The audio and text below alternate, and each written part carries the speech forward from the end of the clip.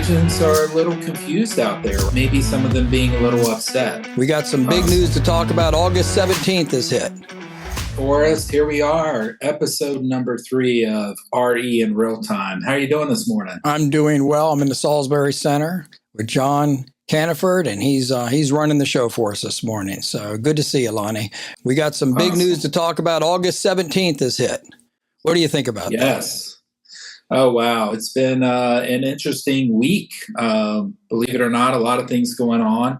I mean, let's go back and talk about what exactly happened here. You know, before August 17th, we had a different structure for compensation. We were allowed to advertise our compensation on the MLS. After August 17th, no go. And agents are a little confused out there, right? Even to the point of maybe some of them being a little upset. So can you explain kind of what you've been seeing out there? Yeah, I think when you have a structure of compensation, and that's the way it has always been instructed, and people are following the rules towards that compensation, I think that once it's changed, I mean, you know, this is about the way people are paid and the way they support themselves and their families. So it's a big deal. So when you change that, and it's a whole new system, when people understood and were complying with the system that was in place, I think it's going to be a little unnerving for folks. And I think that's exactly what's happening. Unfortunately, a lot of folks are trying to circumvent the system and say, hey, we don't like the changes, therefore we're going to work around them. And I just don't think any leader in this industry should be leading their folks in that direction. We should lead them towards the rules have changed for a reason. And let's help the general public understand that. In real estate, once you become a realtor, you are now a member of a multiple listing service. And almost all multiple listing services had a mandate, and also it was a mandate through the National Association of Realtors, that the seller, in addition to paying their representation, had to pay the representation of the buyer's agent, or at least contribute to that. And a lot of companies had a specific amount or a specific percentage that had to be notated on their listing agreement and that portion. So if you worked for a certain company, you would know in the buyer agency category of what was being compensated, you would know what you're working for. Yeah, there definitely was a period of time where that was mandated. Some MLSs kind of did away with the mandate that the seller had to provide compensation in the MLS, but for the most part, they stuck with that. And you're right, the buyer agent knew exactly what they were working for. It also created situations where, you know, if a buyer's agent brought someone to your property and, you know, worked with a buyer through a process, they ended up getting paid, whether they were good at their job or not, right? Through what we call procuring calls. So basically what's happened since August 17th is, you know, there no longer is compensation allowed to be shown in the MLS. And at this point, you know, it's up to the buyer broker to then negotiate their commission. They need to work with the buyer. They need to sign an agreement with the buyer who's responsible for the commission. And then if the buyer needs assistance paying that or needs assistance with other closing costs, that is actually included in the offer and negotiated with the seller. Yeah. So, and folks will say, well, that doesn't seem so confusing. The general public would say, it seems logical that if I'm going to hire someone to represent me, I should pay them. I should contract with them and pay them. It happens, you know, in everything that we do in life. So to the general public, it just makes perfect sense. It seems so simple. If the seller is going to hire somebody to market their property, they should pay them. And if the buyer is going to hire someone to show them property, to help them buy a property, they should pay them. And this is why it's a little bit unraveling for folks in the industry, because that's not how it worked. The way it worked was somebody listing a property or meeting with a seller to list their property would have two conversations with them. And the first conversation is, what are we going to pay the buyer agent? And the second conversation is, what amount or percentage am I going to market your property for? You add those two together, and that was the total commission that was almost always, with very, very few exceptions, paid by the seller and advertised through the MLS exactly what that buyer's agent, either an amount or a percentage of the sales price that their company was going to receive. Absolutely, Forrest. And so, why do you think agents are a little taken back at this point? Like, because it's really the same. It's not the same process, but the same mechanism is in place. But this new process creates more transparency, right? And if you're working in a consumer-centric environment, no one should have a problem with this. But why do you think they're having heartburn over this? Well, the first thing, I think, when you do something for so long, I mean, I was licensed in 90, you were licensed in 90 or right around that point, 89, 90. It's always been the way we've been told that the business is done. It started out where everybody's fiduciary responsibility and allegiance was to the seller, and the seller paid. Then in 1994, it switched where the allegiance, when working with a buyer, could be to the buyer, but guess what? The seller still had to pay. So the seller always had to pay. So I think there's a level of entitlement. And when you work with a buyer, I think the buyer's perception has been, rightfully so, that they get representation for free. So think about a real estate agent that's been in the market for 15 years and worked with maybe the same buyer on a couple of occasions and the same sellers on a few occasions.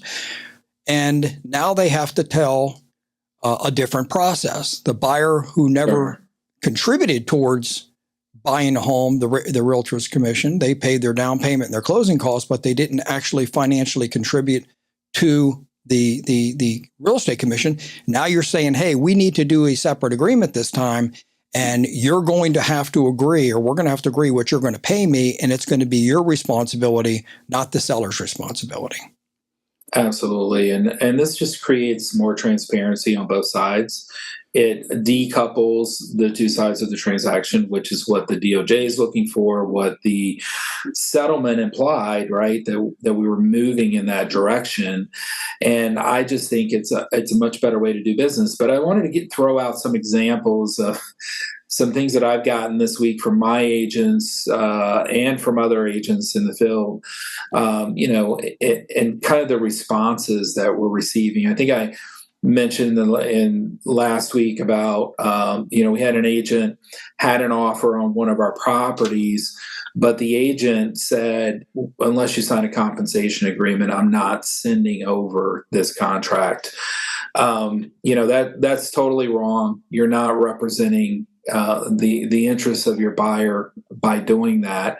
And then other situations are, hey, I'm not going to show your property unless you tell me exactly, what percentage you're willing to pay a buyer broker. So I just hope that it is their buyer directing them to find out what the seller will contribute versus the agent making a unilateral decision that if they're not going to get paid a certain amount, they're not going to show that property. I think that's very dangerous. I agree with that. And then you have to ask yourself, you have to say, why, if a buyer is struggling to pay their agent, their down payment and their closing costs and their agent, how has the seller over all of this time been able to afford to pay both agents? Mm-hmm, mm-hmm. And the simple answer to that is equity in their property. So when you sell a property, most folks, at least now, the new information, Lonnie, as I said 11 years last time, it's every 12 years. So envision buying a $500,000 home, and in the United States, real estate over a long period of time appreciates on average about 5% per year. So now 5%, $500,000 in the first 12 months, your property is now $25,000 higher in value. Well, at the same time, you're making your loan payments. And when you make a loan payment, you're paying two things. You're paying principal and interest. The interest is what the bank's charging you to lend you the money. And every payment you make, you're taking what you owe on that property down. So as the property increases in value and the amount you owe goes down, in between is your equity.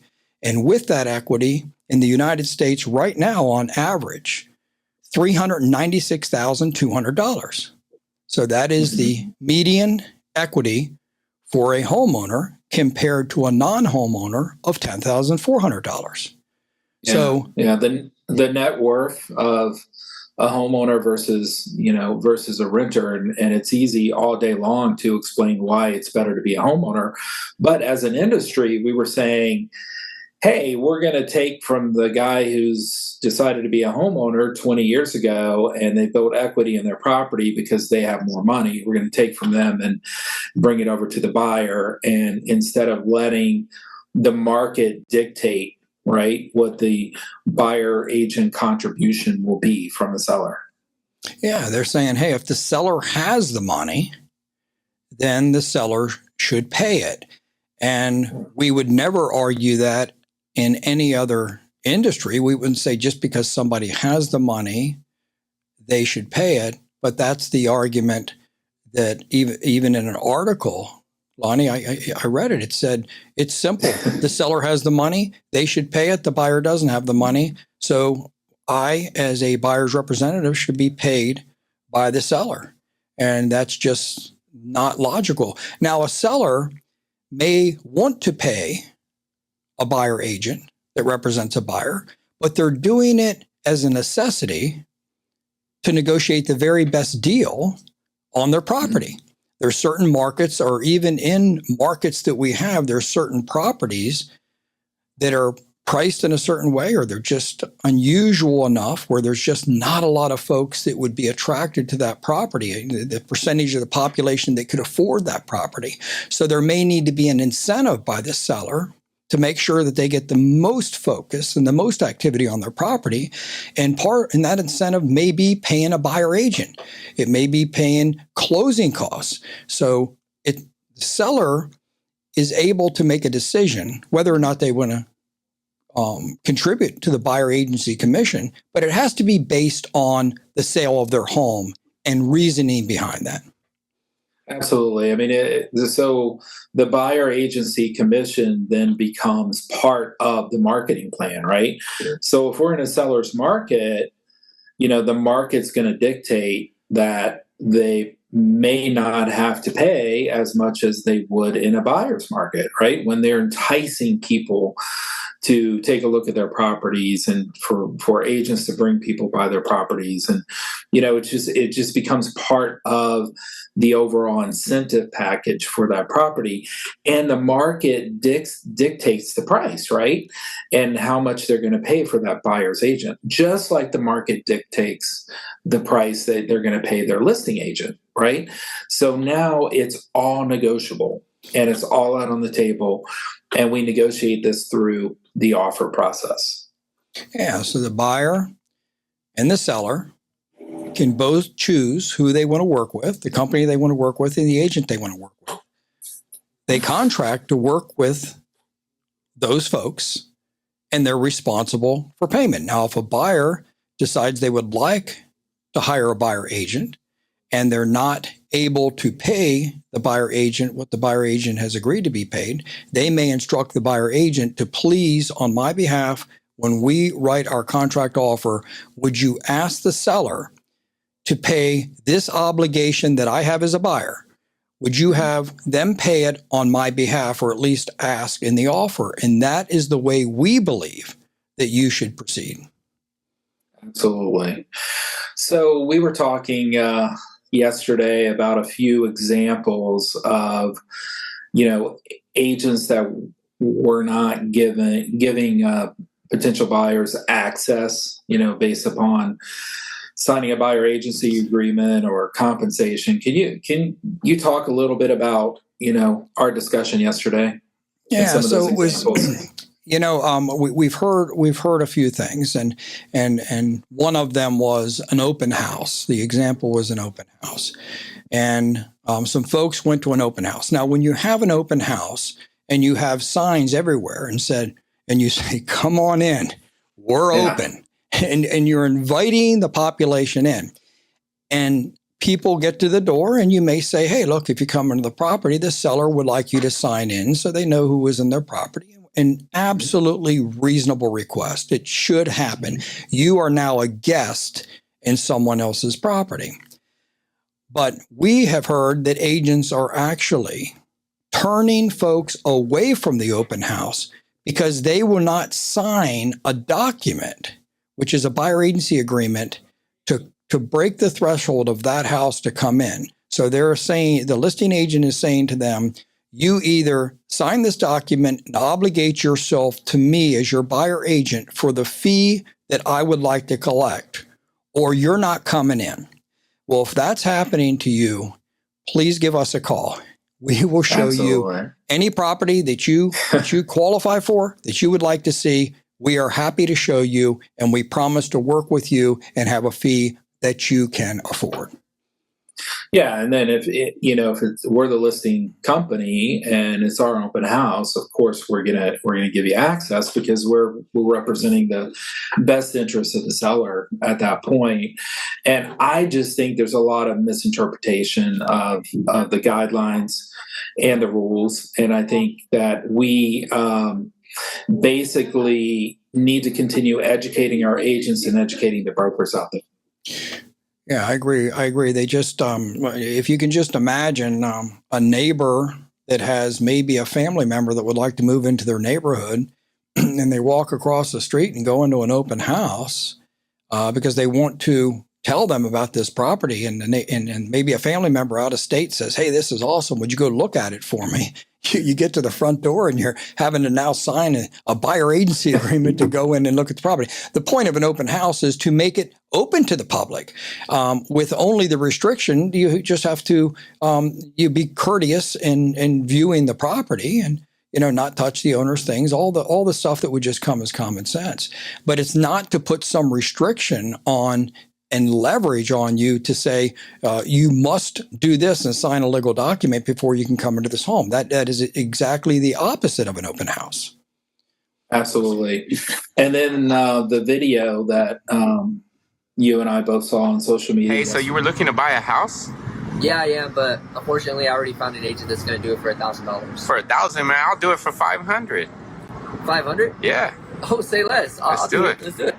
Hey, what are you doing? I'm gonna come with you. 500, remember? Okay, here you go. What's this? That's the MLS app, so you can look for houses and stuff. 500, remember? Yeah, that one. All right, bet. All right, bro. Here's the keys. Let me know if you like it. Wait. You're not gonna show it to me? No, I'll be in the car. 500, remember? What's up, man? You like it? Yeah, I love this house. That's worth the offer, bro. All right, here you go. Let me know if it gets accepted.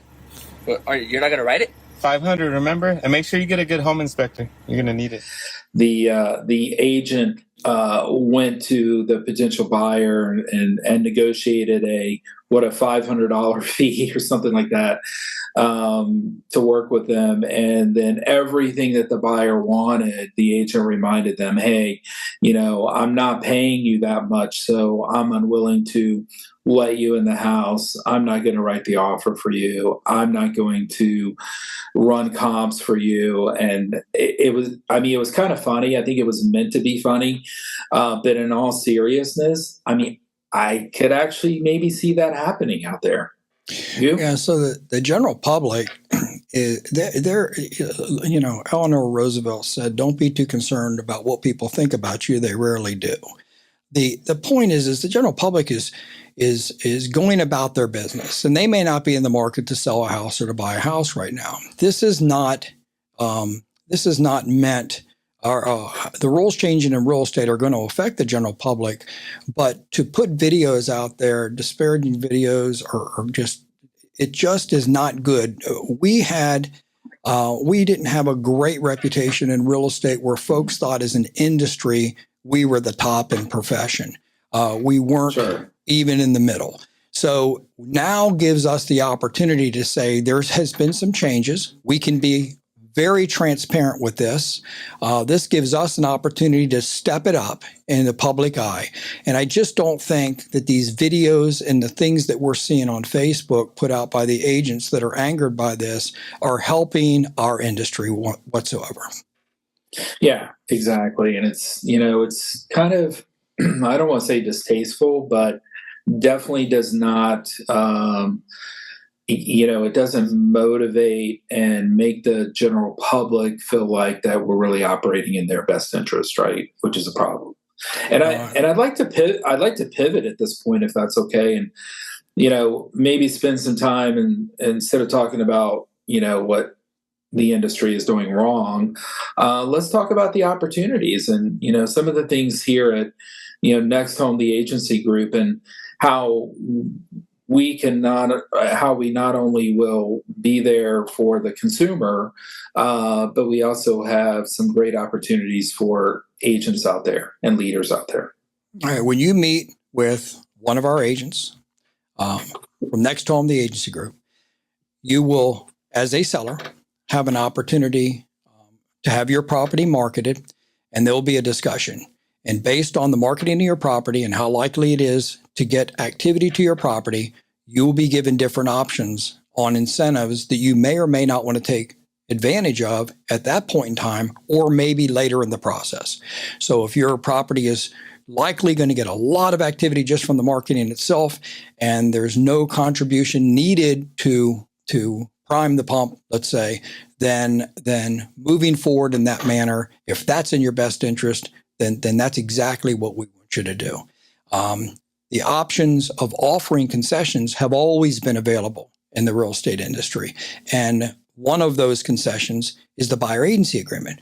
But if you're going to contribute to the buyer agent, it's like a poker game where before you received your first card, you shove all your money in the middle and you go all in. Somebody's looking at you. What are you doing? Don't worry about it. It's somebody else's money. Well, the point is, this is not a poker game. This is absolutely the sale of a home, and money to everybody is meaningful. And just because the seller gained that money by making a wise decision, which we want them to do, to buy a home, and they have this equity and they've reduced their principal, doesn't mean that money belongs to other people other than the seller. And we should do everything that we can as their fiduciary to protect that money for them. And giving away money before we ever see any offer on the property, I would say probably isn't the right thing to do unless the seller believes that offering that compensation is going to drive business, is going to drive folks to their property to buy their property that otherwise would not come if that offer was not in place.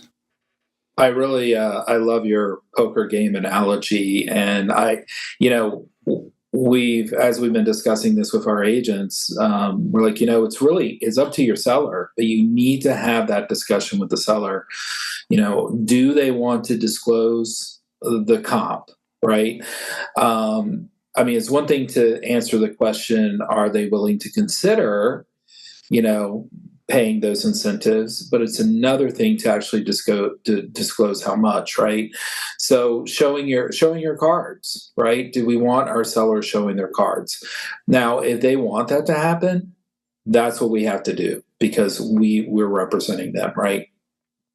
Yeah, no problem. And it just depends. Each property and the analysis of each property and the market that we're in. A buyer's market's different than a seller's market. We're starting to see more supply now.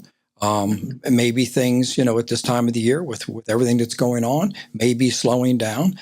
The seller may be on a timetable. This all comes down to timetables. The seller may say, hey, I would like to sell my property. And you say, well, it may be the best thing for you is to wait for the spring. And they're going to say, well, no.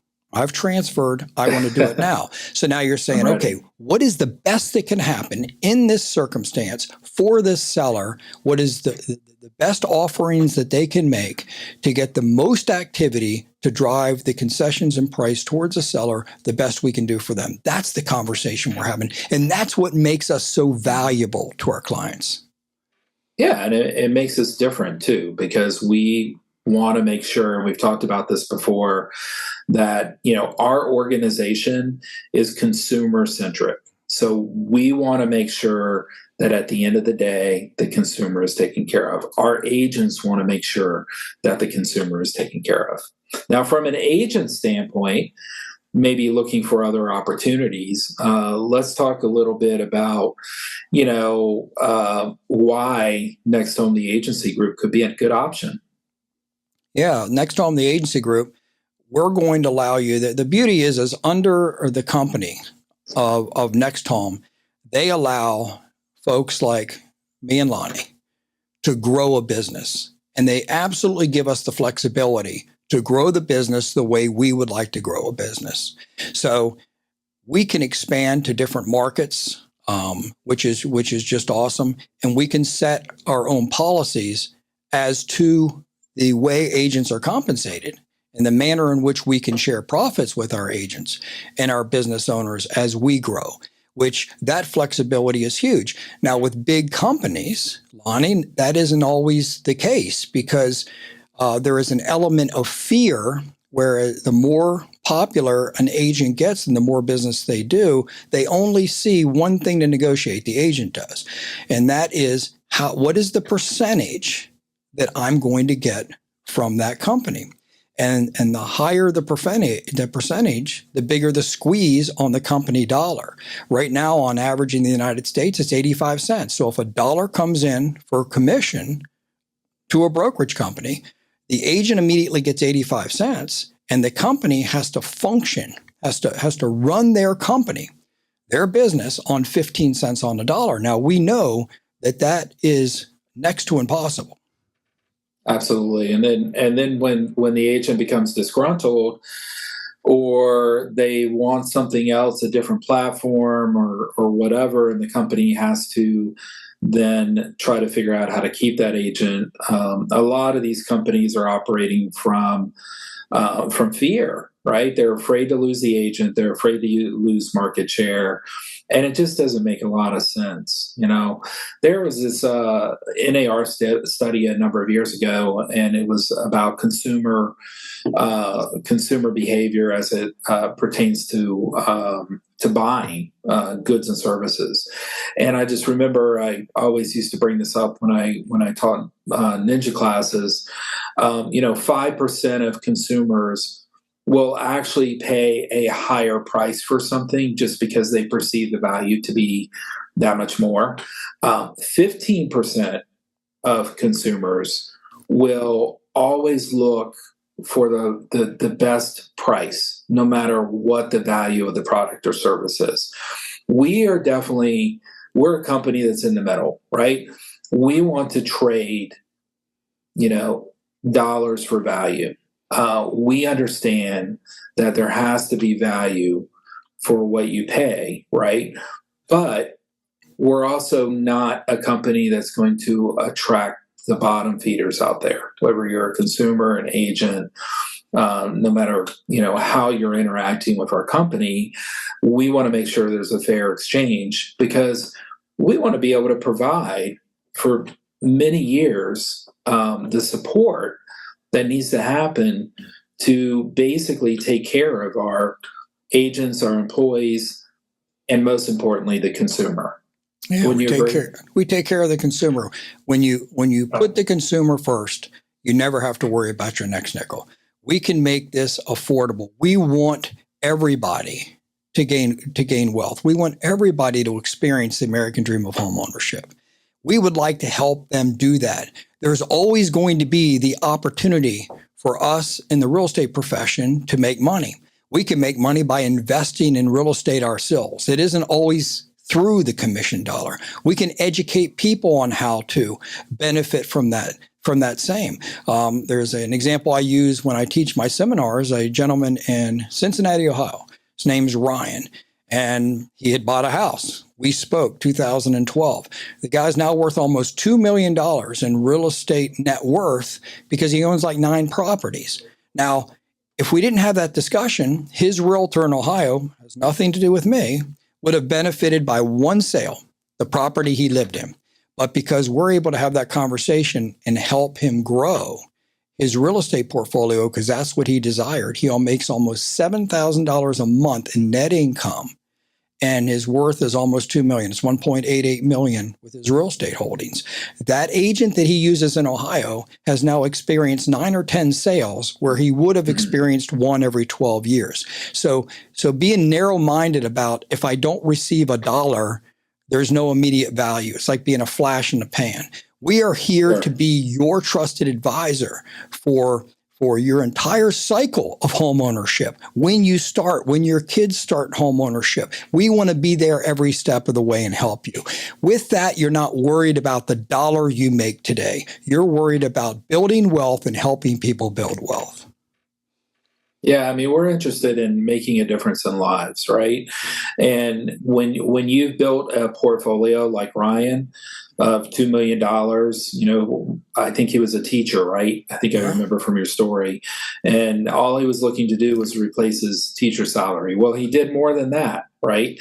And he was able to have the life that he wanted because he actually, followed what you were talking about, and he actually executed and actually made it happen. And it's because you cared enough about him to invest in him. And that's exactly what our agents do here. I mean, we want to invest in the community, and you and I and our brokers want to invest in the agent population out there, and we want to make a difference in the industry as well. Yeah, with Next Home, the agency group, we would love to attract those agents that are saying, something, I could get 100% split. But the reality is, if I'm on my phone 24/7, if I go on vacation and I'm always on the phone and away from my family and not disconnected and recharging, if the day I have my last settlement, I'm unemployed. 43% of realtors, according to the National Association of Realtors, have nothing in place for retirement. They're just going to continue to grind.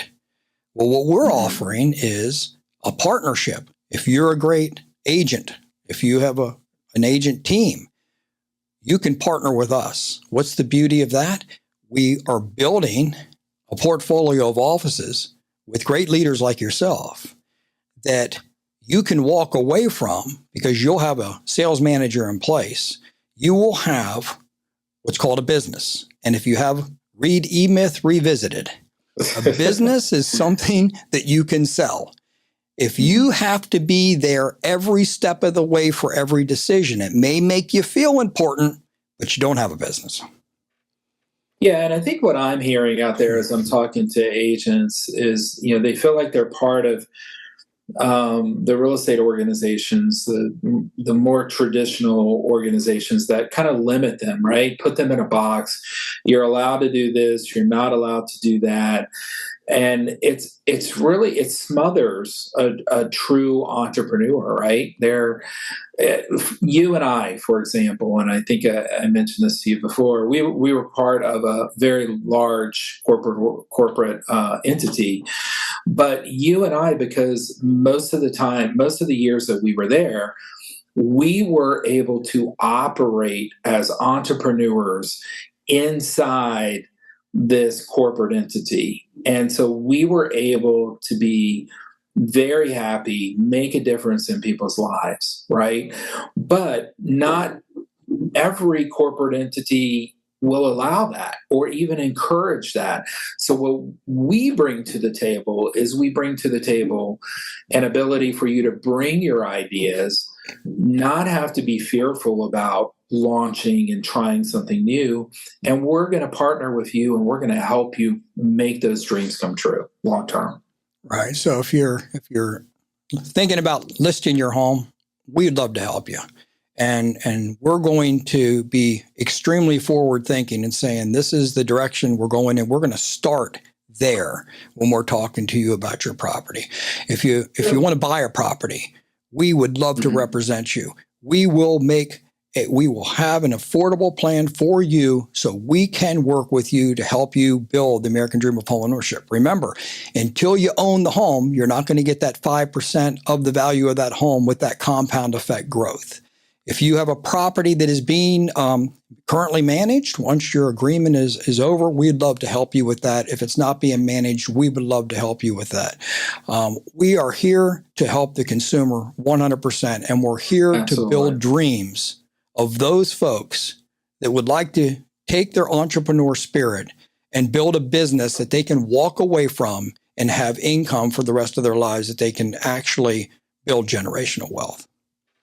Absolutely. And, we're going to wrap it up for today, but I think, the next episode, we should talk more about that. We should drill down a little bit about, what does that look like, for an individual or for someone who has a large team. And look forward to seeing you again next week and talking some more about all these things we have in store.